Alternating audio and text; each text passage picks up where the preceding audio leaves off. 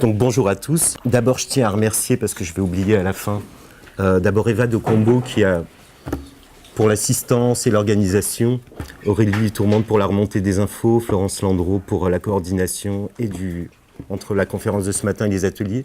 Et je remercie aussi Anne Mathieu des années après, de s'être souvenu de moi, sur Flatteur, et de m'avoir proposé de passer cette journée avec vous.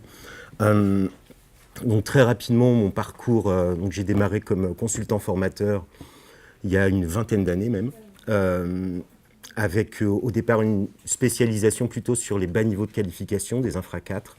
Et puis progressivement, je suis rentré dans des réseaux comme la PCMA et d'autres, où je suis intervenu aux côtés des formateurs de centres de formation et d'apprentissage pendant près d'une dizaine d'années. Et j'ai basculé, il y a 4-5 ans maintenant, plutôt dans le conseil, notamment aux collectivités. Donc j'ai un petit peu lâché ce métier d'origine. Donc c'est un peu un retour aux sources pour moi et je suis ravi de retrouver mes premiers amours parce que ça a vraiment été passionnant de bosser 10 ans un peu à votre place. Alors c'est sûr qu'avec un tel titre, les jeunes ont changé, le monde aussi. En une heure, on ne va pas pouvoir évoquer tout ce que ça recouvre, mais je vais essayer de contribuer en tout cas à ce que le travail ensuite avec les ateliers profite d'un éclairage du contexte qui est plus complexe que ce qu'on a pu connaître auparavant. On a quand même affaire à des évolutions qui sont majeures et je vais essayer de les retracer. Alors, je vais commencer par une anecdote, ce sera la seule. Il y a quelques années, en fait, en banlieue parisienne, on avait organisé une sorte de petit débat avec la mission locale du coin et une collègue sur l'idée que se faisaient les jeunes, ils étaient une quinzaine à peu près, de l'avenir, de la vie professionnelle, de la vie familiale, des ambitions et de l'idée qui se faisait de leur propre avenir. Et ça s'est super bien passé, les jeunes ont été très bavards, sauf un qu'on n'a pratiquement pas entendu. Et donc en fin de séance, avec la collègue, on fait le tour, savoir ce qu'ils en ont pensé. Quand on arrive à lui, on dit « Et vous, on ne vous a pas beaucoup entendu. Qu'est-ce que vous pensez de ce qu'on a dit? Ça vous a intéressé? Pas trop ?» Et lui nous dit « Si, c'était bien, mais c'est quand même un peu naïf tout ce que vous dites. » Ah bon, j'ai un ADN corse, donc je l'ai pris un peu de haut. Vous avez quel âge? 19 ans. Ah bon, allez-y, dites-nous ce qui n'a pas été. Il dit, en fait, vous parlez de travail, etc., mais la vie, c'est pas vraiment ça. Allez-y, 19 ans, expliquez-nous ce que c'est que la vie. Et il nous a dit pratiquement mot pour mot, pour moi, vous savez, les riches, ils ont la bourse, les salariés, ils ont la Française des Jeux, nous, on a nos petits business, mais quand même, tout le monde a envie de faire du fric sans bosser. Et devant ce niveau à la fois de cynisme, de lucidité, de représentation, aller répondre quelque chose d'intelligent à ça, c'est quand même pas simple, parce que ce n'est qu'un constat. Et nous, en fait, de notre position, quand on va revenir sur les efforts, le mérite, l'assiduité, la rigueur au travail, on est pratiquement des saumons. Il va falloir remonter un courant énorme pour aller pondre nos valeurs et nos idées. Et je trouve que ça, c'est assez nouveau. C'est en ça que c'est devenu plus complexe. On est pratiquement dans une fonction paradoxale et rendu forcément plus difficile par ces évolutions. Alors, très rapidement, la conférence se structure en 4 points. Le premier qui est en quoi les jeunes ont vraiment changé et essayer de regarder concrètement comment on grandit aujourd'hui et comment on grandissait il y a 30 ans. Et avec un axe un petit peu transversal qui est la prégnance de l'image dès les plus jeunes âges et de voir un petit peu concrètement en fait comment tout ça se pose. Un deuxième point, donc ça va faire à peu près 4 quarts d'heure. Alors je suis nul en gestion du timing, donc si jamais ça dépasse, vous me faites des petits signes. Un deuxième point sur une sorte de mise en perspective de l'état du monde. Et ce quart d'heure-là, je vous le dis tout de suite, il ne va pas être très gai parce que les jeunes, ils ont le même 20 heures que nous. Alors ils ne regardent pas les infos, mais ils sont sur les réseaux et ça reprend bien évidemment les informations majeures. Et on verra, on va dire en perspective, que cette prégnance de l'état du monde et notamment de la violence du monde, de son manque de perspective, a un impact assez fort en fait sur le psychisme, sur l'ambiance générale et sur la manière dont les jeunes vivent des perspectives ou non pour eux-mêmes à travers ce qu'ils peuvent voir. Donc si vous n'êtes pas suicidé au bout de cette première demi-heure, on attaque la deuxième qui sera beaucoup plus intéressante, en tout cas en lien avec la thématique de la journée, qui est d'abord dans un premier temps, qu'est-ce que j'ai pu voir moi ailleurs, en fait, de pour enseigner autrement. Il y a 2 ans maintenant, en fait, on m'a confié une mission assez longue de 3 ans pour accompagner une trentaine de CFA, donc merci beaucoup à directeurs et formateurs, qui partent dans le cadre du dispositif Erasmus+, dispositif européen, pour aller visiter nos homologues à l'étranger et voir un petit peu comment eux s'y prennent et essayer de s'inspirer de bonnes pratiques, mesures, actions, etc. Et donc mon boulot avec eux, c'est de les préparer au niveau méthodo, à ce qu'ils puissent bien s'y prendre sur place pour que ce ne soit pas juste une visite touristique, mais que vraiment ils investissent et qu'ils arrivent en fait à analyser aussi comment ça se passe ailleurs, qu'est-ce qui est reproductible ou pas. Et au retour, et c'est la partie souvent la plus complexe, une fois qu'on revient avec plein de belles idées et plein de beaux exemples, comment on arrive à capitaliser tout ça et à le concrétiser avec les collègues qui, eux, ne sont pas partis.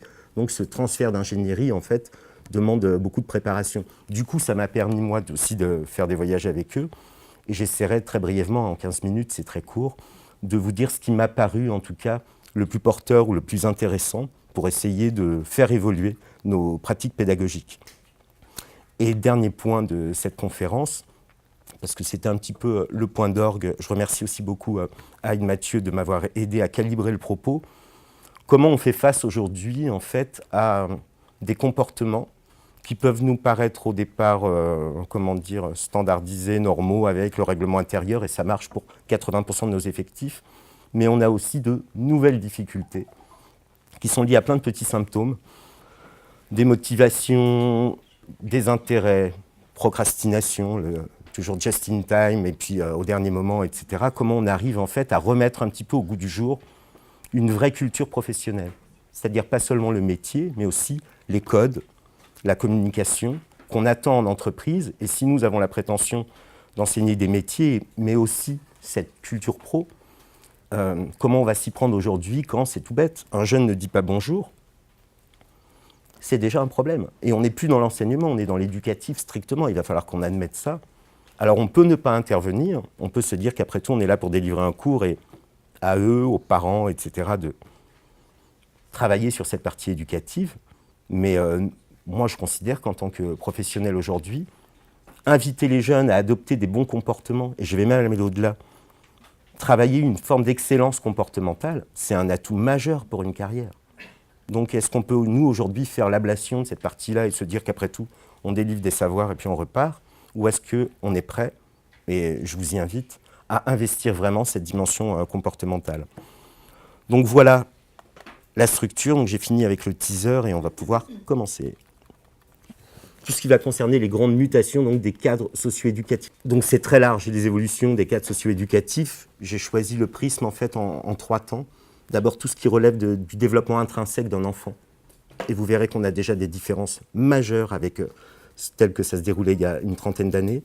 Des évolutions sociales et économiques, notamment au niveau du cadre familial. Et en 3e point, tout ce qui va concerner les modèles et les valeurs de référence, sachant que ce n'est pas un scoop pour vous, mais entre la valeur travail et la valeur réussite argent, il y a beaucoup d'écarts. Et on va voir que même les modèles de référence, les exemples de réussite ont changé.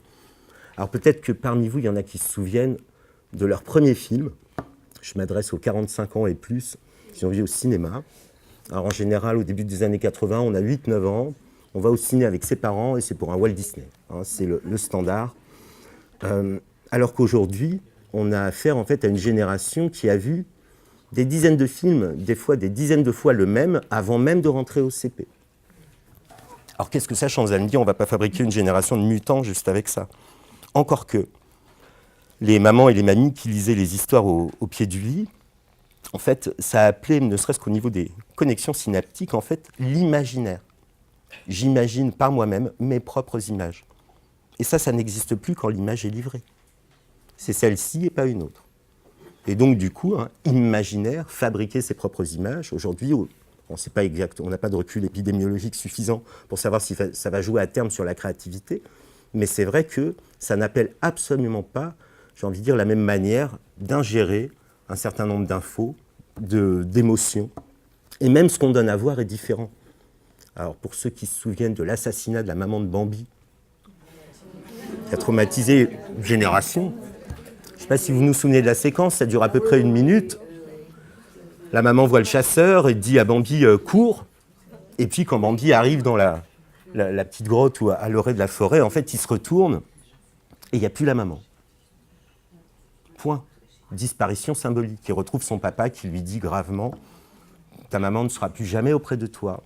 Viens, mon fils. » On est en début des années 40, hein, Bambi. 92, Le Roi Lion. Pas pareil. La séquence dure 2 minutes 30 et le petit Simba, il va faire le tour du cadavre de son papa. Et la séquence ne se termine pas par « Viens, mon fils » avec cette dimension protectrice qu'on trouvait dans Bambi. C'est l'oncle qui dit aux hyènes « Tuez-le ». Alors, à 8-9 ans, avec les parents au ciné, on peut poser des mots et on peut discuter après.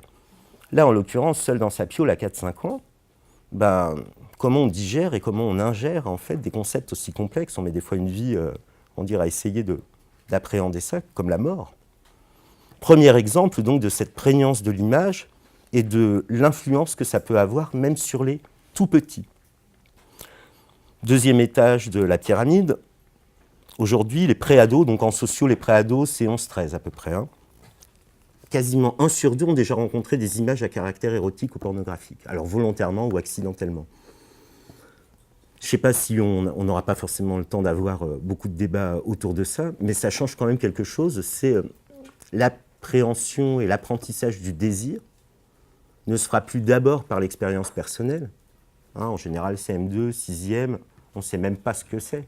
Ce fameux émoi où quand la petite d'en face ou le petit garçon vous regarde, vous savez, ça chauffe un petit peu, on détourne le regard, on découvre sa pudeur, mais on découvre aussi le désir.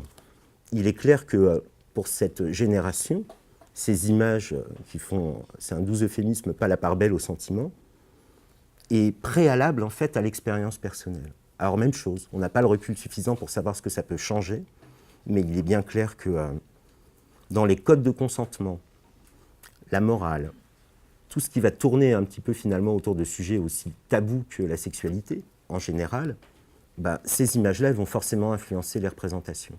Et ça, ce sont des choses que nous-mêmes, je parle aussi des 45 ans et plus, on n'a pas connues. Hein, on allait au kiosque et on regardait à côté du Chasseur français les BD un peu osés, mais c'était le maximum. Autre exemple de cette prégnance de l'image, le rapport à l'info.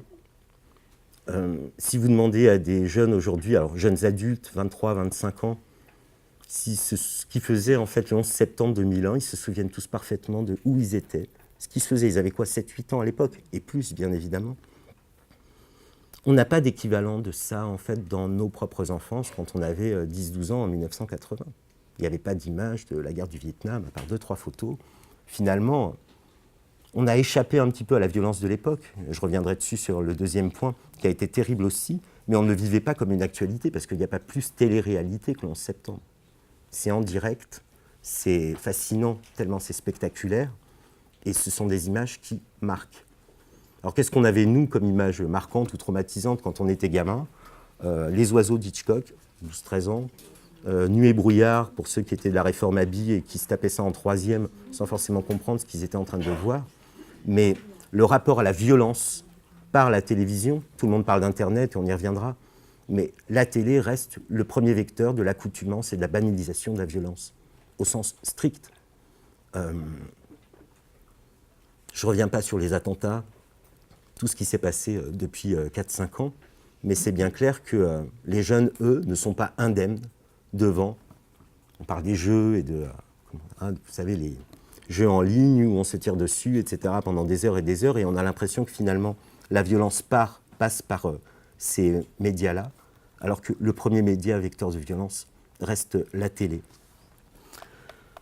Je ne vais pas aller beaucoup plus loin, mais c'est pour bien vous montrer que c'est difficile aujourd'hui de rester jeune et innocent longtemps.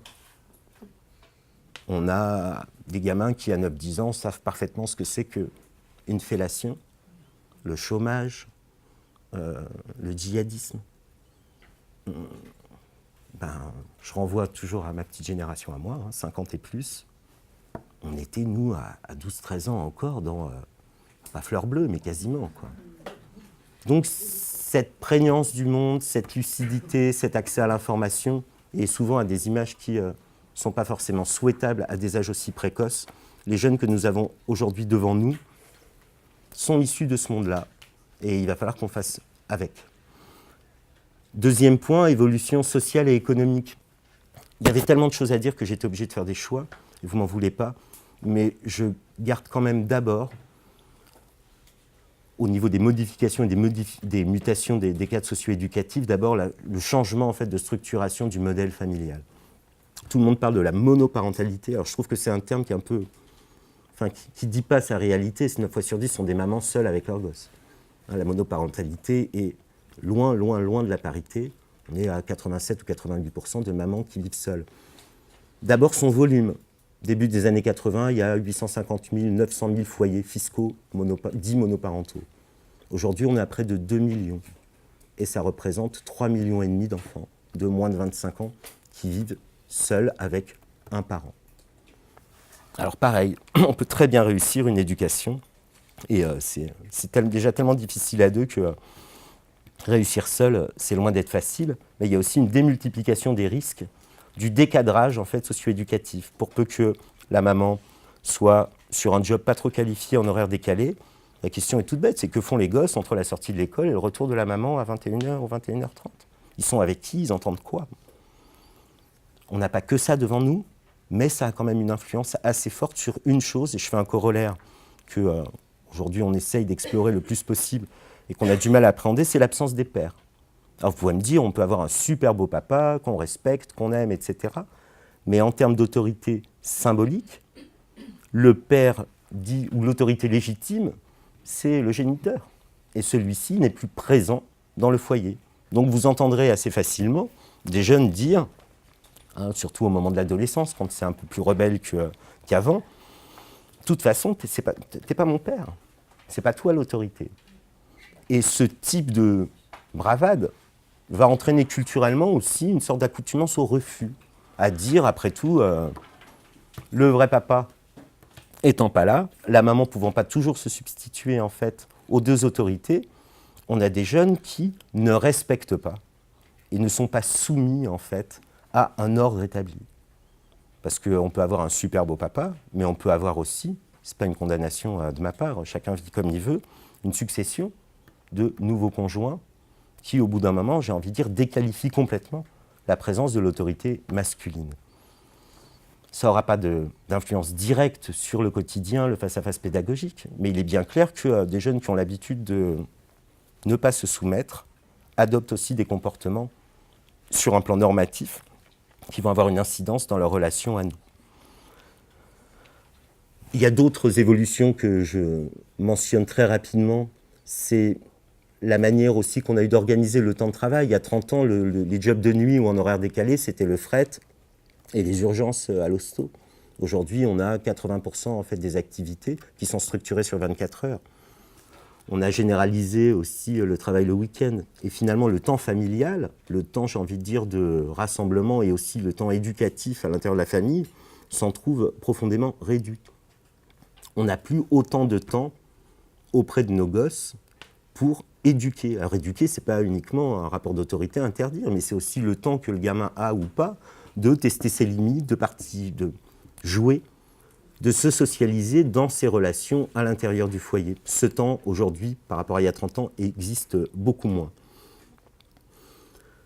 Dernier point, les modèles et les valeurs de référence. Alors c'est là que ma part subjective va rentrer. Là, pour l'instant, je vous ai fait des constats. C'est que je pense qu'aujourd'hui, les modèles que l'on donne à voir, il y en a encore de très bien, mais juste à titre comparatif, le meilleur joueur de football il y a 30 ans, genre Michel Platini, gagnait à peu près l'équivalent en euros constants de 350 000, 400 000 euros par an. Aujourd'hui, on arrive à 1,2 million par mois. Cette disproportion est 1,2 million euros par mois, vous avez bien entendu. Donc on est sur des registres de salaire. Alors vous allez me dire, ce sont des mecs qui poussent la baballe, on ne comprend pas. En même temps, ça génère un tel chiffre d'affaires au niveau des annonceurs que moi, je ne trouve pas scandaleux que les acteurs principaux gagnent énormément d'argent. Mais ça nous décale. Et ça décale dans la représentation des jeunes l'idée qu'on peut se faire de la réussite. Est-ce qu'on peut se faire l'idée de la réussite fondée sur un poste cadre à 45 ou 50 000 euros par an ?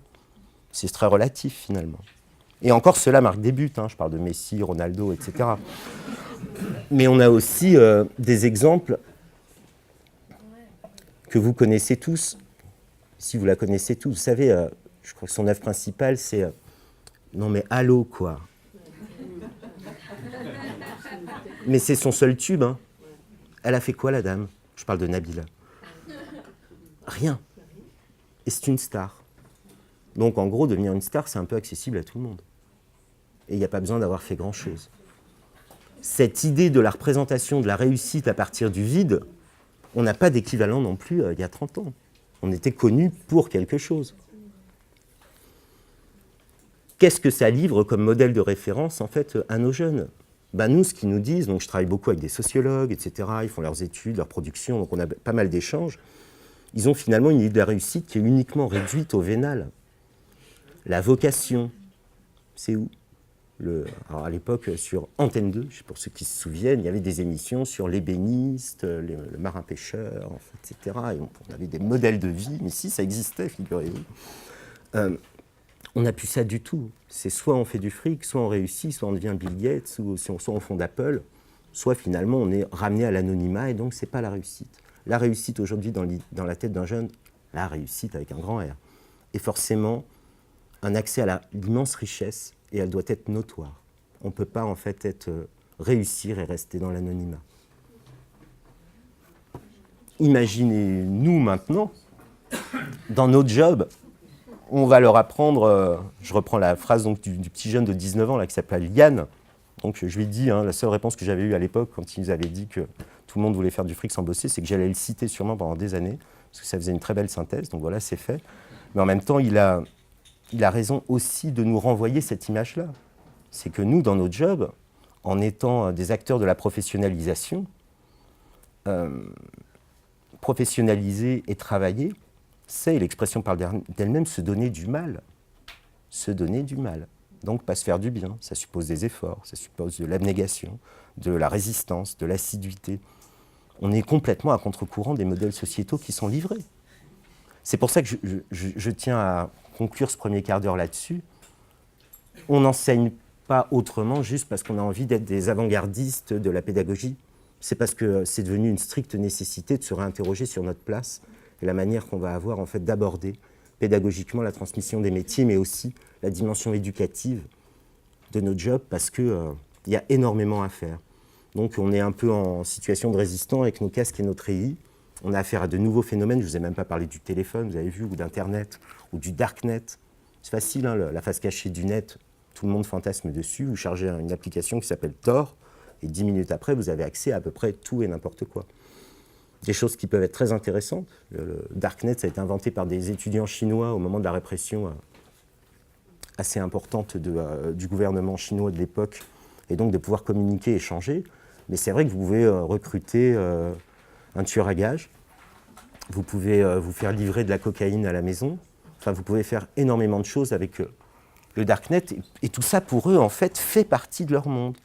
Nous on le découvre avec les cheveux qui tressaillent, mais pour eux ça a toujours été et ça fait partie de leur cadre. Alors ça ne veut pas dire qu'ils sont tous, adeptes de ce genre de sources d'information, mais la facilité d'accès à tout ce que j'ai dit depuis le début, des images qui peuvent être marquantes ou heurtantes dès le premier âge, des images via la télé et au-delà ce qu'on peut aller chercher sur le net, nous, avec notre bonne parole, qu'est-ce qu'on va peser devant tout ça? Parce que l'image, si vous rajoutez le téléphone aujourd'hui, on est entre 4h30 et 5h jour. Télé, plus réseau, plus DVD, film, plus téléphone, c'est énorme. Et c'est contre ça que, c'est une expression dure, mais qu'on a à se battre sur le fond, parce que nous, on sait très bien que les valeurs qu'on va faire passer restent des valeurs fondamentales. On ne peut pas réussir son métier sans réussir un minimum à l'école. Mais même ça, ça a changé. Il y a 30 ans, on réussissait à l'école, on réussissait dans la vie. Aujourd'hui, c'est toujours vrai. Réussir à l'école et réussir avec vous donne les meilleures chances, bien évidemment, de devenir, mais absolument pas dans les mêmes termes, parce que c'est plus garanti. On a du bac plus 4, bac plus 5, en fait, qui traînent sur des jobs peu qualifiés. Ils ne font même pas partie des listings, ni Mission Locale, ni NPE, mais ils existent, Pôle emploi, pardon. Et en étant des étudiants qui ont réussi, mais qui n'ont pas, j'ai envie de dire, trouvé de cursus professionnel à mesure de leur parcours. Et ça nous déqualifie. Parce que ça veut dire, après tout, se donner du mal pour arriver à quelque chose, passe encore. Mais se donner du mal pour peut-être arriver à rien, pour un jeune aujourd'hui, c'est pas évident à appréhender. Fin du premier point. Alors, on gardera un petit temps, bien évidemment, pour des questions ou des retours, si vous le voulez. Le deuxième, qui est encore pire. J'avais dit que ça allait être plombant, hein, je n'avais pas triché. Hein. C'est dans quelle dimension historique, je ne sais pas le dire autrement, mais dans quel type de perspective, en fait, on est aujourd'hui. En fait, depuis la révolution industrielle, l'état du monde, c'était d'abord, en fait, une sorte de paradigme un peu commun. Alors, c'est très occidental, hein, c'est très, comment dire, ethnocentrique ce que je dis, mais on se faisait l'idée, en fait, depuis la révolution industrielle, que la modernité était la mère du progrès et que le progrès, c'était forcément l'émancipation de l'homme. En gros, de philosophie, comment dire, tout ce qui relevait de la politique, de l'économie, qui admettait que la modernité était forcément une avancée vers le mieux-être et vers l'émancipation de l'homme. Et on a vécu là-dessus, en gros, jusqu'à la moitié du XXe siècle. C'était très vrai. On liait directement, alors la modernité, c'est un concept quand même large et assez confus. En gros, ça renvoie à toute innovation technique, mais aussi à des pratiques sociales. On ne va plus à la messe, on regarde la télévision, le téléphone fixe a disparu et a été remplacé par les mobiles. Tout ça, c'est la modernité. Mais à chaque fois, on pouvait dire à quoi ça servait. Nos grands-mères, elles n'allaient plus au lavoir parce qu'elles avaient la machine à laver. Nos papis, ils n'allaient plus à pied à l'usine parce qu'ils avaient la 4L et la 2 chevaux. On avait une concrétisation immédiate, en fait, du progrès social en lien à l'innovation et à la modernité. Aujourd'hui, quand on voyait l'état de la planète, on peut quand même considérer que la modernité, sur le plan civilisationnel, à échelle historique, en fait, c'est aussi un sacré échec. Je ne parle pas que pour les ours blancs, mais pour nous tous. Dangers alimentaires, dérèglements climatiques, enfin, il se passe tellement de choses en lien aux conséquences de cette modernité que des auteurs assez notoires, je pense notamment à Jean-François Lyotard, philosophe éminent contemporain, qui dit en fait on est sorti de la modernité pour arriver dans quelque chose qui est beaucoup plus complexe et beaucoup plus difficile à appréhender, qui est la post-modernité. Alors pour ceux qui connaissent ça très bien, etc., vous m'en voulez pas d'avoir un propos si réducteur et simplificateur, mais ça dit quoi en gros ? Ça dit que si on ne pense plus la modernité en termes de progrès, donc si l'avenir n'est pas le progrès, quel est-il ? Sachant que l'innovation va continuer d'avancer. Et Lyotard situe en fait la bascule autour de la Deuxième Guerre mondiale. D'abord, par son ampleur, 80 millions de morts, mais il dit qu'il s'est passé des choses pendant la Deuxième Guerre mondiale qui ne sont pas la guerre. On connaissait la modernité de l'armement jusqu'à la Première Guerre mondiale, 14-18. On a cadencé l'évolution de l'humanité aussi avec la pierre, le fer, le canon, jusqu'à la bombe atomique. Mais il considère, lui, en fait, et d'autres auteurs, qu'il y a deux événements majeurs, en fait, qui vont réinterpeller les consciences post-45, avec d'une part la mise en œuvre de la solution finale, qui est une exception dans l'histoire, parce qu'on connaissait les exactions contre les civils dans des conquêtes de territoires. Toute l'histoire des États-Unis, en fait, a été fondée là-dessus. Mais c'était pour gagner des territoires et dans des hostilités, en fait, où il y avait deux forces qui s'affrontaient, même si elles étaient inégales, les Espagnols d'un côté et les Amérindiens de l'autre. Pendant la Deuxième Guerre mondiale, la solution finale, c'est pas ça du tout, en fait. Les territoires sont déjà occupés et il s'agit de... J'en fais pas une spécificité sur un peuple particulier. Je rappelle quand même historiquement que les premiers gazés en Allemagne dès 1938-1939 sont les handicapés mentaux. En fait, de mise à mort systématique et organisée avec un niveau, là, en l'occurrence, de modernité, d'ingénierie, de préméditation incroyable, de population civile en millions. Et ça, il n'y avait pas d'équivalent auparavant. Deuxième événement fort, on connaissait les bombardements en fait, sur les troupes ennemies, sur les équipements, sur les armements, mais avec Hiroshima et Nagasaki, on est dans autre chose. On est dans le fait d'éliminer, en une fraction de seconde, 70 000 civils d'un côté et 40 000 de l'autre. Je crois que c'est à peu près ça les chiffres. Hiroshima, 70 000, Nagasaki, 40 000.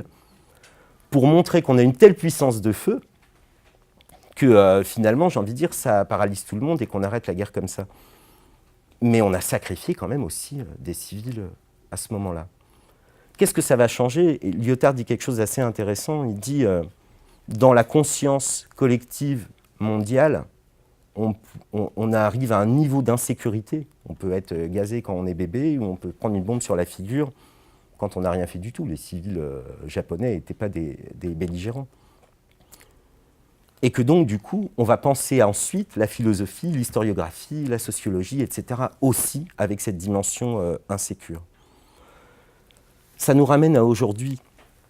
Parce que finalement, ce qui a été un bienfait en fait, pour les enfants des années 80, c'est qu'il n'y avait pas vraiment d'image de tout ça. Il y avait quelques documentaires, et on veut dire, l'historiographie s'est intéressée à la Deuxième Guerre mondiale, à la déportation, en fait, en gros, aux événements, à partir de la fin des années 70. Il y a eu 25 ans, 30 ans de latence, patence autour de tout ça. Alors qu'aujourd'hui, et c'est à titre de comparaison, ce qui est arrivé aux Yézidis il y a 4-5 ans en Irak avec les combattants de l'État islamique, on arrive à des niveaux de sadisme et de cruauté absolument incroyables, inconcevables. Et ça, c'est en ligne. C'est accessible tout de suite. Sans filtre, sans approche journalistique, sans regard analytique. Et donc, du coup, cette postmodernité va plomber l'ambiance, un peu comme là, hein, avec le dernier étage de la fusée. Et je pense que c'est ce qu'il y a de plus important aussi, plus que tout ce que je viens de dire là, c'est que depuis la révolution industrielle, on avait matricé la vie politique et les consciences autour de deux grandes familles, libéralisme, capitalisme, et il y avait un libéralisme heureux d'origine, Ricardo, Adam Smith, qui disait que quand les riches allaient finir d'être riches, tellement riches, que ça allait finir par ruisseler jusqu'aux pauvres. Alléluia. Et de l'autre côté, on avait socialisme, communisme, etc., et le partage, et l'égalité, etc. Ces deux modèles, en fait, n'existent plus. Depuis la chute du mur de Berlin, et malgré je veux dire, ce qui peut rester, Cuba, la Chine, etc., on est quand même dans un capitalisme hybride, et on sait très bien aujourd'hui que le libéralisme heureux, conceptualisé au départ, il n'a aucune matérialité, parce qu'on assiste à une captation quasi centrifuge de l'argent. On a sur des croissances exponentielles des grands actionnaires, et le rythme en fait, d'évolution de la vie sociale et du niveau de vie, des conditions de vie des plus modestes, ne va non seulement pas au même rythme, mais à la même tendance plutôt à descendre un petit peu. Donc du coup, c'est la première fois qu'on élève nos gosses, en fait, sans projet collectif, aucun. On ne peut plus croire en rien. Et ça, c'est nouveau. Parce que du coup, comme on n'a pas de projet collectif, en fait, à promouvoir et à transmettre aux générations suivantes, on va avoir plein de conséquences. On dit, c'est une génération, ils sont individualistes, etc. Oui, mais si tu ne peux pas t'occuper de tout le monde parce qu'il n'y a pas de projet collectif, déjà, occupe-toi de toi et sauve-toi toi-même. On a aussi une résurgence du religieux.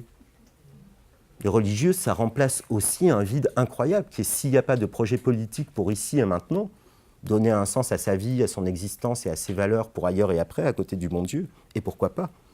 Mais quelque part, il y a un peu plus que ça. Donc vous voyez, tous ces phénomènes, en fait, font que la modernité, puis le progrès, etc., c'est devenu tellement relatif que, et c'est la question qui conclut, j'espère que je n'ai pas été trop long, ce deuxième quart d'heure, c'est si l'avenir n'est pas le progrès, l'avenir, ça va être quoi? Si on ne peut plus avoir de perspective positive parce qu'on n'est plus capable de penser à un projet collectif, on va aller vers quoi? Une succession de, et c'est un peu ce à quoi on assiste, chacun devant son écran. Alors on a 895 amis, dont 880 à qui on n'a jamais fait la bise, qu'on n'a jamais vu, etc. On est chacun, en fait, dans une position assez individuelle et confronté à un vide. Qu'est-ce que ça a, en fait, comme traduction et comme conséquence sur notre quotidien? C'est que des motivations, vu le contexte, il faut vraiment en vouloir pour avoir envie de s'y mettre. Nihilisme, tout le monde parle du fameux nihilisme aussi de la jeunesse qui est réel. Mais ce nihilisme, en fait, il est aussi, j'ai envie de dire, contextuel. Ce n'est pas une décision de leur part à la sortie de la maternité de devenir individualiste et nihiliste. C'est qu'on n'a plus, en fait, quelque chose à quoi se raccrocher pour donner des perspectives. Et je termine là-dessus. Ça nous est arrivé, alors pas assez souvent, de demander à des jeunes, la tranche c'est à peu près 17-19 ans, de dire, imaginez-nous un scénario catastrophe pour la semaine prochaine. Alors même ceux qui écrivent peu, là, ils vous rendent copie, hein, on dirait le prochain Spielberg. Alors on a les catastrophes climatiques, on a alors, évidemment les tsunamis, les tremblements de terre, on a aussi la guerre mondiale, et on a des kamikazes qui auraient accès en fait à des armes de destruction massive. Ça, mais ils vous rendent ça. Hein. Demandez-leur par contre de dessiner un scénario de l'avènement du bonheur sur Terre pour tous. Je peux vous dire que ça tient sur un post-it. Il n'y a pas de matérialité, il n'y a pas de concret, en fait, pour se projeter dans l'avenir de manière positive. Et ça, c'est nouveau. Parce que nous, quand on était gosses, en fait, on ne raisonnait pas comme ça. Pas du tout. On n'était pas dans le vide. Il y avait des transmissions de valeurs, il y avait une éducation politique. Alors, on était soit gaulliste, soit socialo, etc. Mais au moins, on parlait de la condition salariale, on parlait de la parentalité, on parlait de plein de choses. Aujourd'hui, on ne parle plus de rien parce qu'il n'y a plus rien à dire. Tout le monde tient le coup? Allez, on passe quand même à des choses un peu plus positives. En tout cas, si on veut essayer de mieux rentrer en contact avec la jeunesse, d'échanger avec elle, de faire passer nos valeurs, on a quand même intérêt un petit peu à tenir compte de tout ça. On a affaire à des jeunes, nous on identifie deux grandes tendances. D'abord, une forme de déprime light. Alors ça ne concerne pas tous les jeunes, mais il y a pas mal de jeunes en fait qui gambergent, qui doutent d'eux-mêmes, qui ont des problèmes à la maison, qui regardent la téloche et qui disent qu'ils ne supportent plus. Et finalement, alors c'est pas de la déprime au sens clinique, mais il y a une forme de morosité, d'absence de pêche, d'enthousiasme, qui est vraiment très prégnant. Et quand on a nos métiers à nous, c'est quand même compliqué d'avoir affaire à ça. Et puis il y a une deuxième tendance, alors là qui est ultra minoritaire, mais qui fait beaucoup de bruit. C'est une tendance assez agressive, insoumise, qui dit en gros que, puisque le monde n'est pas si moral que ça, voire même amoral en un mot, vaut mieux faire le boucher que le veau. Hein. Donc en gros, l'autorité du prof, l'autorité du père, même des flics, ils s'en foutent. Alors ils sont peut-être que 3-4 par groupe, mais quand ils sont en forme, enseigner c'est compliqué. On reviendra là-dessus. Alors comme je le disais en introduction, le fait d'être allé à l'étranger, d'avoir pu observer un petit peu ce qui me paraît intéressant en tout cas, plutôt que de décliner de tout un tas de mesures, l'organisation du face-à-face, des espaces, etc., la première chose qui m'a paru vraiment intéressante, notamment au Danemark, c'est qu'en fait, ils sont d'abord pas dans le même état d'esprit. Donc je parle de CFA, alors il y a bien évidemment, du bac+, etc. Il y a aussi, chez eux, des jeunes qui sont en pré-apprentissage, en apprentissage sur des métiers manuels, etc. Ça se passe à peu près de manière assez similaire, en fait, au bac et plus. C'est que le formateur, en fait, il ne se considère pas tellement comme enseignant. Quand vous échangez, en fait, avec des formateurs danois, ils vous disent qu'ils sont plutôt coachs professionnels. Alors, c'est quoi la différence? C'est des variations sémantiques. En fait, il est personne ressource. Même la structuration de l'espace, souvent, ils ont leur bureau au milieu de la salle, et puis autour, il y a des groupes de tables. Alors, c'est un peu comme ça chez vous, mais c'est loin d'être partout. Hein. Vous travaillez quand même dans une ambiance et une organisation d'espace qui est assez exceptionnelle dans le bon sens du terme, parce qu'il y a une liberté, et j'ai envie de dire une souplesse qui est organisée dans l'espace. On n'est pas sur une approche uniquement cours professoral, le prof derrière son burlingue, un petit peu sur l'estrade, tout le monde en rang devant. Au Danemark, en fait, le formateur est dans un état d'esprit où le jeune doit venir à lui. Alors évidemment, il va présenter sa séquence, il va démarrer en disant « Voilà ce qu'on va faire aujourd'hui, voilà le sens du travail, voilà les notions principales, et après, voilà ce que vous avez à faire les uns les autres. » C'est modulaire, donc tout le monde ne fait pas forcément la même chose, en fonction des niveaux, mais venez me voir pour vous accompagner dans ce que je vous donne à faire. Et donc du coup, alors c'est un peu le bordel, hein. Ça va, ça vient, ça peut sortir téléphoner, ça peut revenir avec des gâteaux, etc. Enfin, c'est quand même beaucoup, beaucoup plus souple que chez nous. Mais on a l'impression, en tout cas moi c'est ce que j'ai ressenti, et on y a passé 2 fois 5 jours, donc quand même le temps de voir quand même des situations, des matières assez différentes, que le prof est d'abord pris pour une aide, pour quelqu'un qui est là en cas de souci, qu'on va voir et qu'on sollicite. Et puis quand le jeune pose une question pertinente parce qu'il y a une difficulté, le le formateur, en fait, arrête tout le monde et dit « Ah, là, une question qui vient d'être posée, que vous pouvez, en fait, rencontrer vous aussi, voilà, en gros, comment il faut s'y prendre, etc. » Mais on est sur quelque chose, en fait, qui évolue, en fait, avec des jeunes qui sont d'abord acteurs de leur formation. Ils ne sont pas que réceptacles d'infos. Alors, tout le monde le fait plus ou moins. Hein. Je ne dis pas qu'on est, nous, en France, on fait aussi des choses de manière tout à fait remarquable et excellente, comment dire, sur une approche plus tradie du prof émetteur et de l'apprenant récepteur. Mais j'ai l'impression, en tout cas au Danemark, ça existe aussi en Islande dans une moindre mesure, que le prof est d'abord une aide, quelqu'un qui est à vos côtés et pas quelqu'un qui est en face. Et d'ailleurs, ça se retrouve sur le terrain du comportemental. C'est assez dingue d'ailleurs, parce que vous leur dites, mais quand ils font pas le boulot, ou quand ils se tiennent mal, etc., vous faites quoi? Et quand ils sont en retard, ils vous regardent comme si vous étiez martien. Il est en retard, il rentre, il s'assoit. Il n'a pas fait son boulot, il n'aura pas une bonne note, quoi. C'est quoi le sens de votre question? Ils ne sont pas protagonistes. Ils ne se posent pas comme autorité. En fait, ce n'est pas le formateur qui a un problème avec le jeune, c'est le jeune qui a un problème avec ses objectifs. Et ça change tout. Parce qu'en fait, j'ai envie de dire, ils ne font pas partie d'un match, ils ne font pas partie d'un affrontement où tu n'as pas fait ce que je t'avais demandé, ou une fois de plus, Bien évidemment qu'il y a des choses qui régulent, notamment les écarts de comportement entre eux. Quand ça clash un peu, ou que ça se frite, ou que ça s'insulte, ça existe aussi. Et là, bien évidemment, le formateur intervient. Mais dans son approche de pédagogue, si le jeune n'a pas fait le boulot, ce n'est pas le formateur qui a un problème, c'est le jeune. Alors on va examiner pourquoi, on va essayer de l'accompagner, etc. Puis si au bout d'un moment il ne fait pas le job, il n'aura pas le diplôme et puis point, il ressort. Je ne dis pas qu'ils s'en foutent, hein. Ce n'est pas du tout le sens de mon propos. Mais ils sont distanciés par rapport à la situation, il n'y a pas d'implication forte psycho-affective. Ils ne sont pas remis en question dans leur intégrité ou dans leur autorité. Ils constatent que le jeune déconne et ils en sont navrés. Bon, ils vont faire ce qu'il faut, et puis fin de l'histoire. Et je trouve que dans ces dimensions-là, on a des choses en fait à apprendre et on a des choses à aller chercher. Parce que d'abord, gérer des conflits à longueur de journée, c'est extrêmement fatigant. Même si vous le faites bien, c'est usant. Et on peut s'arrêter sur tout. Et il faudrait s'arrêter sur tout. J'arrive à mon dernier point. Je suis dans les temps, super. Qu'est-ce qu'on fait quand un jeune ne dit pas bonjour? En quoi on le prépare à la vie d'entreprise et à avoir une belle carrière pro, en fait, si déjà sa sociabilité minimum, et là on n'est plus dans le métier, on est dans l'éducatif. Alors les parents n'ont pas fait le job, hein.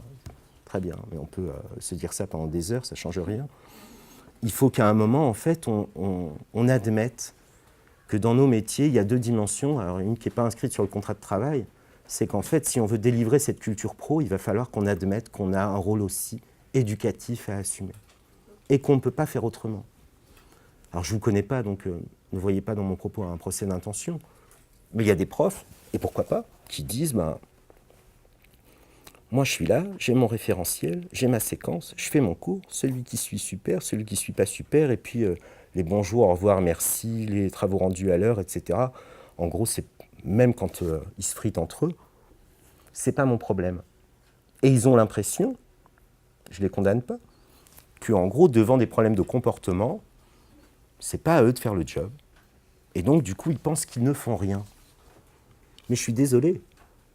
Un pédagogue, un formateur, devant deux jeunes qui sont en train de s'insulter dans son cours, qui ne réagit pas, il ne fait pas rien. Ne pas réagir, c'est quelque chose. C'est une réponse du monde des adultes. C'est une réponse de l'institution à dire vous pouvez vous insulter. En entreprise, ils font comment? C'est aussi bête que ça. Hein. Donc, du coup, comment on va aborder toutes ces questions-là? On le verra en atelier pour ceux qui se sont inscrits avec moi. Comment on va faire en sorte qu'on aborde tout ça en gardant du temps pour enseigner? Parce que si on s'arrête sur tous ceux qui n'ont pas dit bonjour, tous ceux qui n'ont pas leurs affaires, tous ceux qui n'ont pas fait leurs devoirs, tous ceux qui sont raccros sur tout et n'importe quoi, on va passer notre temps en fait à fliquer et à ne pas enseigner. Je pense qu'il faut qu'on ait une approche d'abord beaucoup plus générique. Plutôt que d'avoir des conflits à gérer à longueur de journée, problèmes de manquement de travail ou au règlement intérieur, comment on pourrait décréter, parce que c'est une volonté collective qui va demander énormément d'énergie, de travailler plutôt sur la prévention des heurts, la prévention des risques de manquement au comportement, plutôt que d'avoir à les gérer. Alors, je prends une analogie vraiment propre à nos métiers, mais si on devait noter une politique générale de régulation de ces comportements de 0 à 20, je dirais qu'en gros, la prévention des conflits, des heurts et des raisons de se prendre la tête avec eux, c'est de 10 à 20. Et la gestion des conflits, ou la gestion des conflits nés de ces manquements, c'est la session de rattrapage de ce que la prévention n'aurait pas su éviter. C'est-à-dire que finalement, comment on poserait un décorum qui permettrait de ne pas avoir de soucis du tout plutôt que d'avoir à les gérer. Je crois qu'il y a un principe fondateur qui est tout simple, qui est de dire que si, je l'ai dit au tout début, on est l'espace d'entraînement de la vie en entreprise, si nous-mêmes on a la volonté, et je pense qu'à l'IGS plus qu'ailleurs, enfin IGS, campus, d'avoir une transmission de valeurs éthiques, comportementales au titre de la culture professionnelle, on devrait d'abord poser le cadre en se disant, c'est un peu ce que vous faites, si c'est comme l'entreprise, les noms d'oiseaux, les insultes entre eux, les prises de bec, les j'interromps le prof, des je rends pas mon travail, etc., c'est strictement proscrit. Sinon, c'est ne pas les préparer en fait à la vie d'entreprise. Nous sommes l'espace d'entraînement des bons comportements à la vie en entreprise. Et si on a envie d'être ça, alors on va se prendre la tête pas mal les 3 premiers mois, quand il va falloir poser le cadre et être assez ferme, et arrêter de transmettre les patates chaudes du gamin qui a déconné, etc., aux spécialistes, type CPE, la direction, qui se démerde avec les conflits qu'on n'aurait pas su gérer nous. Ça engage tout le monde. C'est-à-dire que chacun va être dépositaire d'une part de responsabilité d'admettre que la régulation va se faire aussi sur une harmonisation de ce qu'on tolère et de ce qu'on interdit. Si, avec Madame X, je peux arriver en retard, j'ai pas de problème, je peux ne pas rendre mon devoir, je peux rentrer avec mon café en salle alors que c'est interdit de manger et de boire, etc. Et que le collègue d'à côté, en fait, il essaye de tenir, lui, les règles, il y a une dissonance énorme. C'est que du coup, c'est celui qui essaye de tenir les règles qui va être dans la merde. Ça demande qu'on harmonise nos pratiques, ça demande qu'on fasse plein de choses ensemble. Et donc, du coup, c'est pas un décret comme ça sur une ligne éditoriale, c'est simplement une décision qui est à la fois au bénéfice des jeunes, parce que c'est mieux les préparer à la vie d'entreprise, mais aussi c'est un investissement en temps pour nous, pour que derrière, on ait, comme ailleurs, je parlais de l'Islande, où ils ont par exemple un développement du e-learning qui est incroyable pour des raisons géographiques. C'est qu'en Islande, quand il fait froid et quand il y a la neige partout, l'apprentissage à distance, il n'y a pas d'autre solution. Donc ils ont développé énormément de choses. Comment je régule le comportement d'un apprenant qui est chez lui devant son écran ? Qu'il soit avec son café, son coca, qui se lève pour aller pisser quand il veut, etc. C'est simplement une autre approche. On pourrait admettre, nous, d'avoir des approches extrêmement différentes par d'autres manières aussi d'appréhender nos supports. Au Pays de Galles, il n'y a quasiment pas une séquence pédago qui est sans image. Ça peut être un petit clip de 3 minutes, ça peut être des photos qui passent, etc. Mais sans image, les formateurs gallois vous disent, mais déjà, ils n'arrivent pas à lire 15 lignes sur Facebook quand il n'y a pas une image. Je crois que je vais arriver avec des polis, c'est fini tout ça. Il faut qu'on s'y prenne autrement. Donc vous voyez bien que, et c'est conclusif pour qu'on garde un petit peu de temps pour les questions, on est devant un monde en complète mutation, qui est plus insécure, qui prépare moins à l'avenir. Je pense que les jeunes ont énormément de mal à se projeter. On est devant des jeunes qui n'ont pas été les enfants que nous avons été, et avec des attentes et des manières en fait, d'aborder notre métier, des nouveaux besoins qui nous demandent de nous réinterroger. Donc je pense qu'on fait peut-être encore un des plus beaux métiers du monde, parce que leur passage avec vous, ici et maintenant, si ça sert de moteur et de catalyseur pour construire son avenir, j'ai envie de dire quelque part, il n'y a pas plus noble. Mais c'est difficile parce qu'on est le dernier maillon. Tout ce que l'éducation nationale n'a pas fait avant, je n'ai pas eu le temps d'évoquer les carences sur les savoirs de base qui sont en train de pénétrer la pyramide des âges. Vous avez des gamins qui ont eu le bac, on se demande comment, qu'on récupère, hétérogénéité des niveaux, contre-modèles sociétaux par rapport aux valeurs que nous, on est censé défendre. Mais en même temps, même si c'est un petit peu avec nos vieilles bannières, on est obligé de le faire parce qu'après nous, il n'y a plus rien. Nous sommes peut-être, dans ces parcours de vie, la dernière chance de prendre conscience de son potentiel, prise de confiance en soi, responsabilisation, culture professionnelle pour leur donner les meilleures chances de devenir Mais après nous, c'est le marché de l'emploi et rien. Plus d'alternance, plus de formateurs, plus de parties formatives, plus de rapport au groupe. On est seul sur le marché de l'emploi. Donc en fait, on a une place éminente qu'on rappelle assez peu. Hein. On n'est pas beaucoup valorisé. Je parle à la fois des profs de l'éduc et nous dans nos jobs, alors que je pense qu'on a vraiment des clés qui sont vraiment majeures pour les générations qu'on a devant nous. Donc pour leur donner les meilleures chances de réussir et nous de faire notre métier le mieux possible, bah, ça vaut le coup de se prendre un petit peu la tête toute la journée dans nos ateliers pour essayer d'enseigner autrement. Voilà, merci beaucoup de votre attention. Merci. Je suis un peu plus âgé, je pense, que tout le monde, parce que moi j'ai 62 ans. Wow. Mais quand vous avez dit que tout le monde de 25 ans, il se souvient où ils étaient le 11 septembre, alors je pense, pour un Britannique, mon génération, je te pose la question, je pense que tout le monde sait où ils étaient le jour de l'assassinat de Kennedy. Tout le monde sait. Et quand tu dis qu'aujourd'hui le jeune il vit avec les images de guerre, moi en Angleterre, j'ai grandi avec la guerre de Vietnam. Nous, on avait des images, c'était pas en temps réel, mais chaque soir à 6 heures, ils avaient des images de la guerre de Vietnam. Et c'était des images, quand je revois maintenant, on avait des gens qui étaient pris par le lance-flamme, il y avait un gars qui était, on voyait sur la TV, un gars qui mettait un pistolet là, et faisait bang, et tuait quelqu'un. Et moi, à cette époque-là, je dois avoir, je sais pas, 14, 15 ans. Donc, c'est juste une remarque. C'est pas scientifique parce que moi, je suis complètement dans votre ligne. Hein. Je suis vraiment complètement dans votre ligne. Mais il me semble quand même qu'il y a des similarités quelque part entre mon génération, cette génération-là, et peut-être la génération entre les deux. Oui. Mon père, il fait la guerre, donc moi je suis l'enfant de papa qui fait la guerre. Voilà, il y a quelque chose qui passe, qui est passé là, qui peut-être qui manque là, qui peut-être arrive là. Voilà, c'est juste une remarque. C'est une première remarque. Alors c'est très vrai, hein. C'est pour les besoins de la conférence. Il a fallu que je sois très réducteur en 1 heure. Je pense qu'on aurait pu faire une journée sur à peu près le même déroulement, avec peut-être plus de participation. Il y a peut-être aussi une atrophie de ma part, c'est que c'est un prisme très franco-français. Et que c'est vrai que l'implication sur les conflits antérieurs, comme la guerre on n'a quasiment aucune image de ce qu'on appelait la guerre d'Algérie pour chez nous. Et c'est vrai que le contrôle politique de l'ORTF de l'époque, en fait, était peut-être plus important que ce que vous avez pu vous connaître avec le BBC et autres.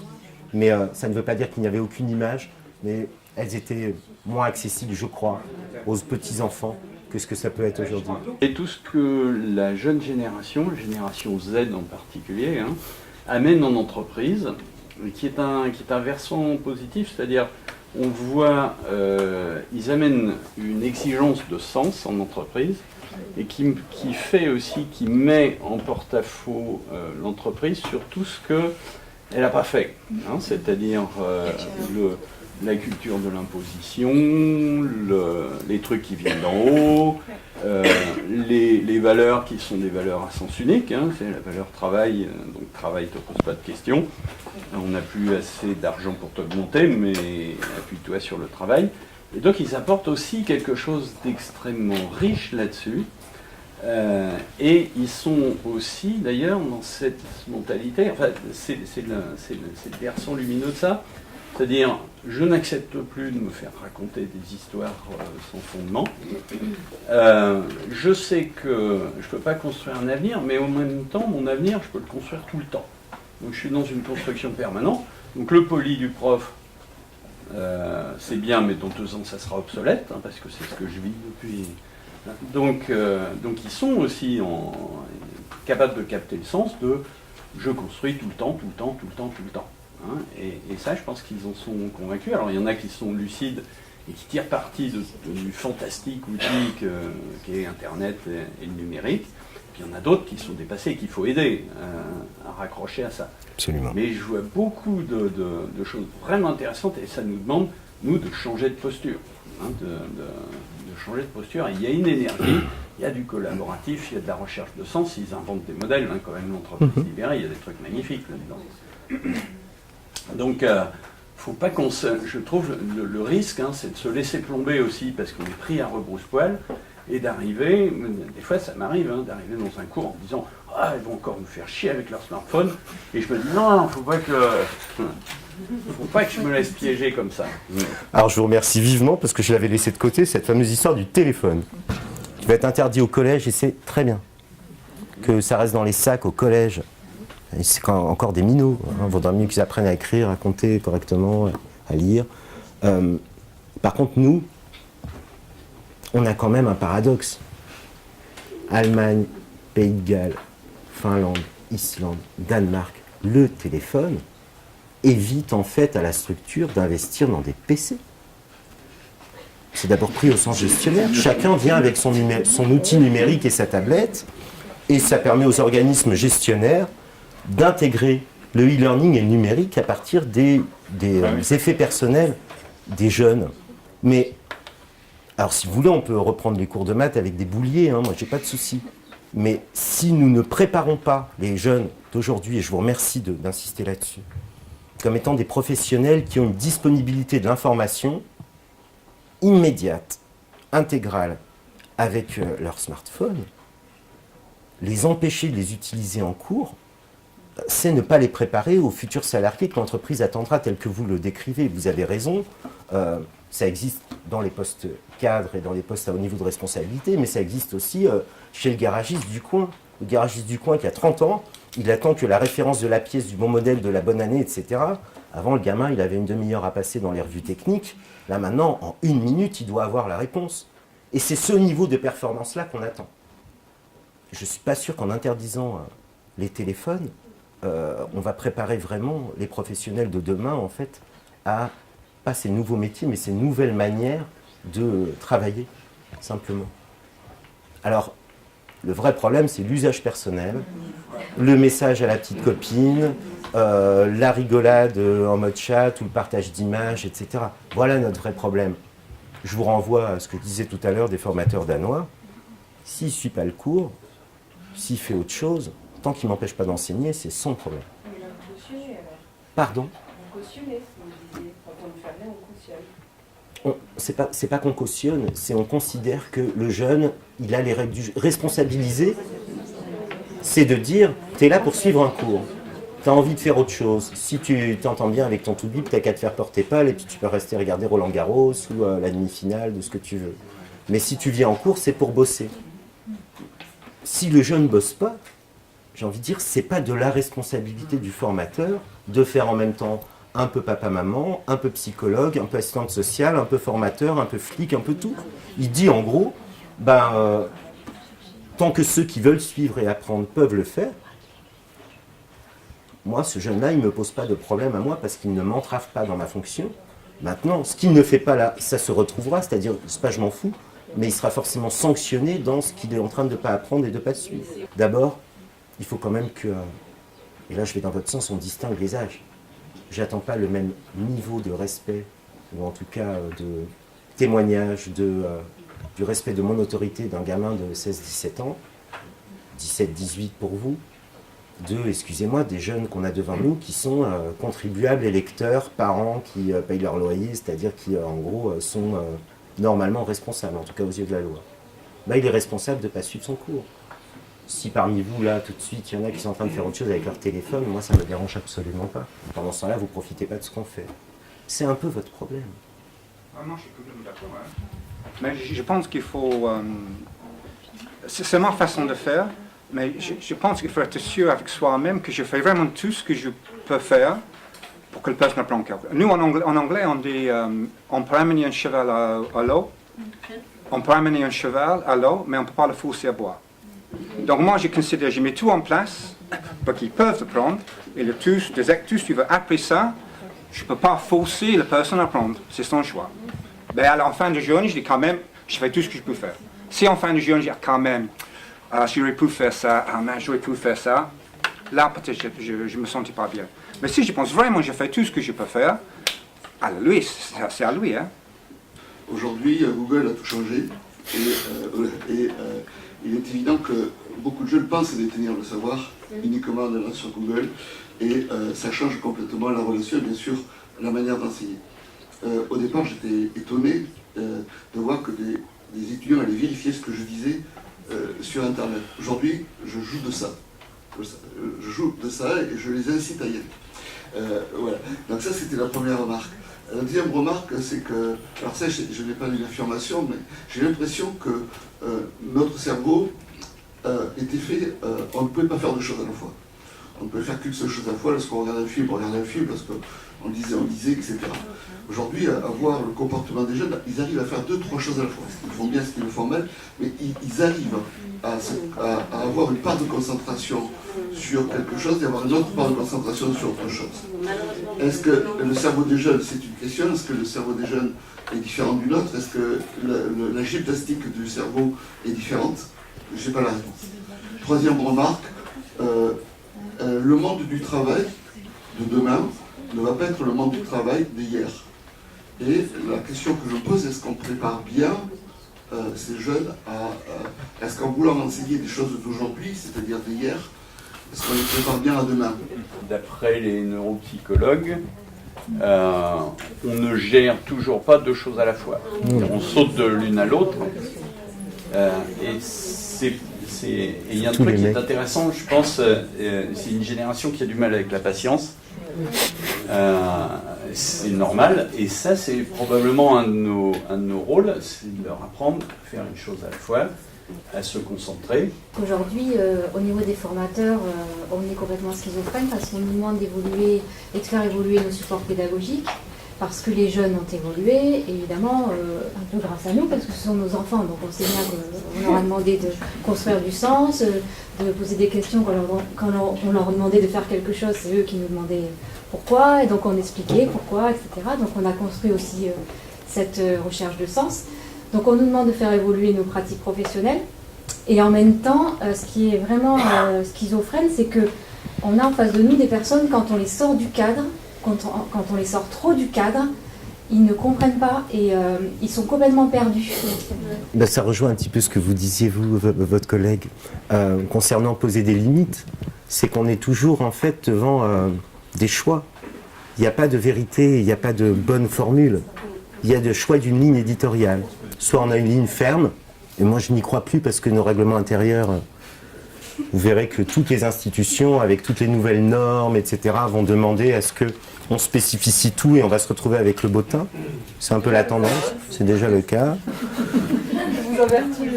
Mais en même temps, le problème du règlement et de la manière et de la souplesse qu'on va donner aux pédagogues que nous sommes, en autonomie, en responsabilité pour trouver des nouvelles modalités, et ce qui vient d'être dit est extrêmement important, puisque le jeune attend, paradoxalement, des règles, mais il ne le sait pas, et un cadre plus rigide que parfois ce qu'on peut proposer. Mais la question du sens d'apprendre un métier qui risque d'être obsolète dans 10 ans, c'est que ça reste quand même au-dessus. C'est-à-dire qu'à un moment, je sais pas, c'est comme quand on faisait sociaux à la fac il y a 15 ans. On devenait prof de sociaux, on faisait autre chose. C'était assez limité comme débouché. Aujourd'hui, on a des métiers qu'on annonce comme devant disparaître. Et qu'on enseigne encore. Bah vas-y, alors l'abnégation, la concentration, etc.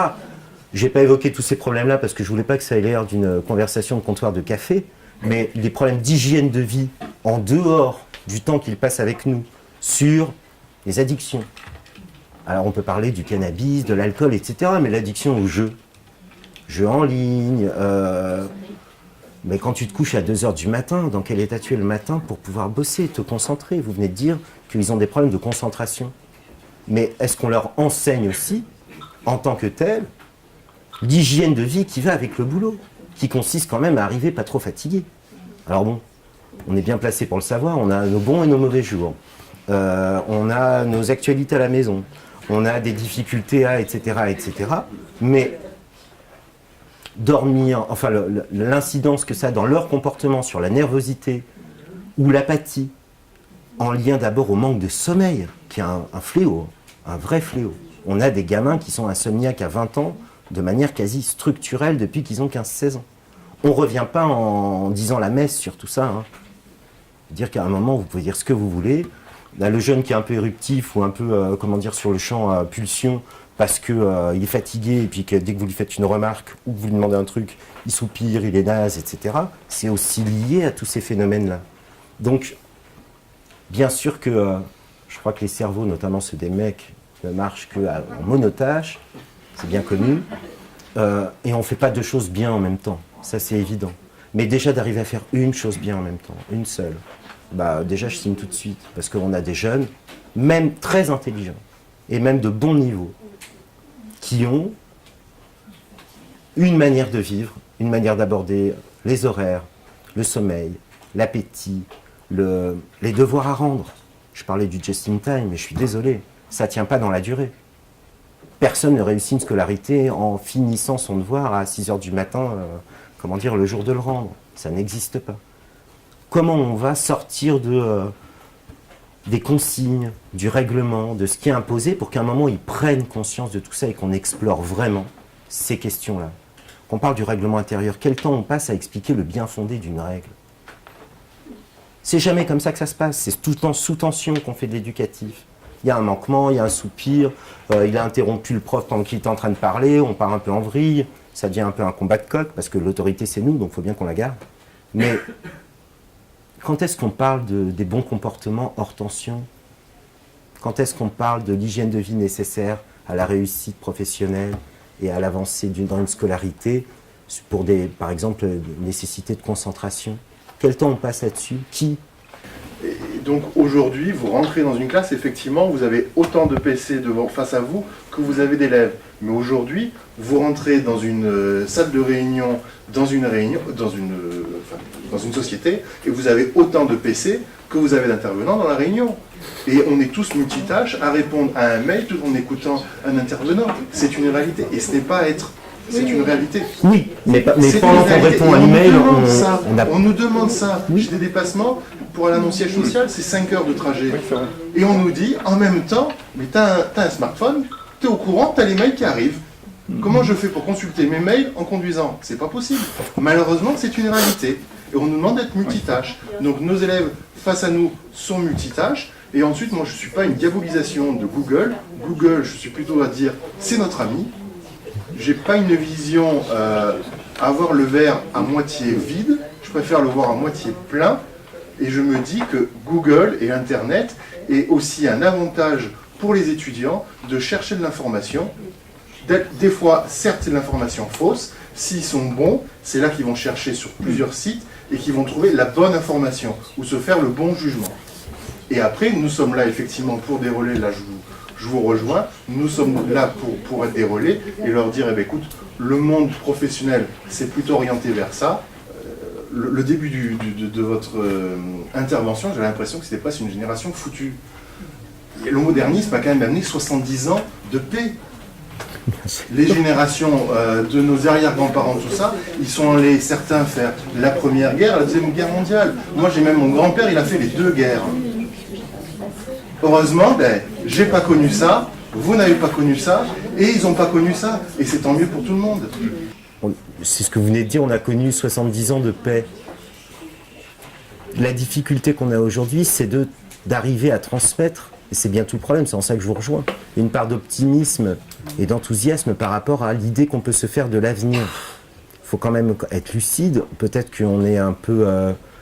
des enfants gâtés après 70 ans sans conflit, en tout cas hors Yougoslavie, en Europe. Mais qu'est-ce qui aujourd'hui, concrètement, en fait, peut donner de l'espoir et des envies à une jeunesse à qui on dit, parce que ça vous l'avez tous entendu, enfin on n'a pas rêvé, qu'a priori l'avenir risque d'être plus sombre que le présent.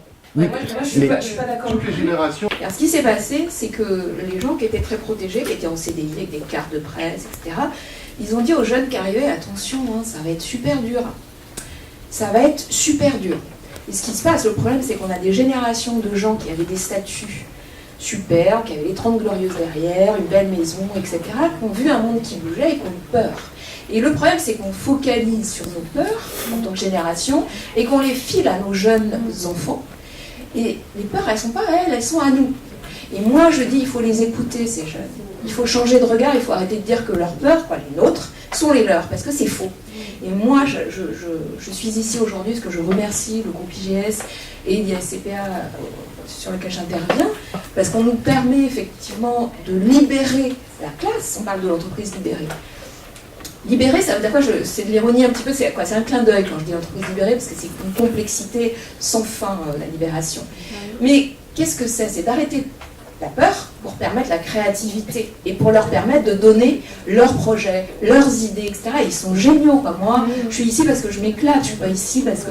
Et pourquoi je m'éclate? Parce que c'est ces jeunes qui nous donnent l'espoir et qui nous donnent la pêche et qui nous donnent envie d'être ici, quoi. J'ai lu des articles récemment sur le fait que, en fait, il y a, d'après ces études, beaucoup d'angoisse chez les jeunes par rapport à qu'est-ce qu'ils vont faire dans l'avenir. C'est pas ce que c'est négatif, mais l'angoisse, ça veut dire c'est ils sont un peu en cherche de, je ne sais pas la traduction pour ça, dans cet article il parlait de meaningfulness. Comment je vais faire ma vie pour que ça fait du sens? Bon, moi j'ai fait une traduction un petit peu comme ça. Et moi je comprends ça, ayant parlé avec pas mal des étudiants ici et dans d'autres écoles. Je crois que ça, c'est une vraie question pour eux. Comment moi, je vais contribuer à quelque chose? Et j'estime que ce qu'on peut faire, nous, c'est de les donner des idées là-dessus. Par exemple, le cours que je viens d'achever, j'ai cité des études qui sont faites sur l'artificial intelligence, sur la robotique. Et il y a McKinsey & Company, très connu dans les études-là, ils disent qu'à peu près 30%, d'après eux, des middle management, des postes de middle management va disparaître définitivement. Hein? Et je citais ça aux étudiants. Je dis, mais qu'est-ce que vous pensez de ça? Et j'ai dit, et ça veut dire comment vous pensez que vous, ayant bientôt middle manager, comment vous allez faire face à ça? Ils ont dit, je ne sais pas. Donc on a eu une discussion sur le fait que peut-être chaque année, vous faites un petit bilan. Moi, je suis ici aujourd'hui. Je vois ce qui se passe. Je reste au courant avec les tendances technologiques et tout ça. Quel impact ça peut avoir pour moi? Le fait qu'il y a artificial intelligence est inévitable, à mon avis, même si on est contre ou pour, mais ça n'empêche pas qu'il peut projeter vers l'avenir. Je fais juste un petit corollaire quand même avec ce qui avait été dit par votre collègue avant sur le besoin de repères. C'est-à-dire qu'à force de décadrer, de réinventer le métier, de passer par des nouvelles formules, et parfois, c'est pas critique non plus, mais de faire des flops, ça arrive aussi avec des nouvelles approches. Parce qu'il y a quand même une part toujours un peu énigmatique dans la réussite d'une séquence comme dans l'échec. Vous pouvez avoir réussi 9 fois avec le même support, à la 10e, vous ne savez pas pourquoi, ça plonge. Et puis sur un truc qui d'habitude est difficile, vous allez passer 1 heure de pur bonheur. On n'en sait rien. Mais les jeunes, ils ont quand même devant ce que vous décrivez, qui a été repris, cette insécurité, ce mal-être, cette angoisse de qu'est-ce que je vais devenir, est-ce que je vais être gardé après mon contrat d'alternance, si je ne réussis pas le diplôme, qu'est-ce que va dire mon père? Ça existe encore, hein, tout ça. Les jeunes ont quand même besoin de repères. Vous avez raison dans ce que vous disiez tout à l'heure. C'est-à-dire que des fois, à force de décadrer, on finit par perdre nous-mêmes un peu le sens de ce qu'on cherche. Les jeunes, ils ont aussi besoin de stabilité, de sécurité, parce que le monde l'offre assez peu. On n'a pas de certitude, de moins en moins. Même tous nos échanges, on est plutôt sur des points de vue, alors avec leur part de subjectivité, mais personne n'a la vérité révélée, moi pas plus que les autres. On a des choix à faire aujourd'hui, des choix éditoriaux par rapport à notre position, notre rôle, jusqu'où on veut aller, dimension éducative, etc., etc. Très bien, mais le jeune lui-même, il est un produit de son temps. Ce que vous disiez tout à l'heure, et je suis d'accord avec vous, on est beaucoup plus en sécurité aujourd'hui que ce qu'on a été il y a 5 ans, parce que c'était mieux avant, ça dépend de qui à l'avant et où. Hein. On est bien d'accord. Mais ce n'est pas ce que les jeunes entendent. Ce que les jeunes, ils entendent, c'est prenez les réseaux, prenez votre conducteur, la page d'accueil des réseaux. Mais il n'y a pas un attentat, un égorgement, un bombardement, un machin, un truc sans qu'on en parle. Tout ça, ça fait quand même partie aussi de la réalité. Et vous avez raison aussi quand vous dites que ce sont nos peurs, ou j'ai envie de dire nos focales, j'ai envie de dire qui finalement finissent par les imbiber. Les jeunes, ils arrivent aussi, et c'est fort heureux, avec leurs envies, avec leurs rêves, etc.